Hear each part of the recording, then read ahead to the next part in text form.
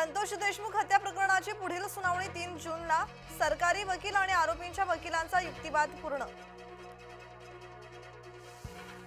परळीत अजित पवारांसमोर घोषणाबाजी। मराठा समाजाच्या शिष्टमंडळाने दिली घोषणा। शिवराज दिवटे मारहाण प्रकरणी न्याय देण्याची मागणी। शरद पवार गटाच्या सलग 3 दिवस बैठका 26, 27 आणि 28 ला मुंबईत बैठका होणार। आगामी महापालिका निवडणुका संदर्भात चर्चा। अमित ठाकरेंचं पंतप्रधान मोदींना पत्र। आपला विजय झालेला नाही, शस्त्रसंधी झाली आहे। युद्धाचा निकाल स्पष्ट नसताना जल्लोष टाळण्याची मागणी। भारतीय लष्कराच्या शौर्याचा नवा व्हिडिओ समोर। ऑपरेशन सिंदूरचा नवा व्हिडिओ सैन्य दलाकडून पोस्ट।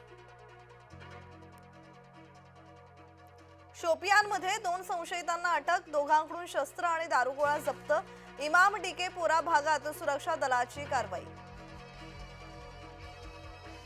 उत्तर प्रदेशमधून एका आयएसआयच्या एजंटला अटक। शहाजाद असं एजंटचं नाव। ज्योती मल्होत्रा प्रकरणानंतर गुप्तचर विभाग सतर्क।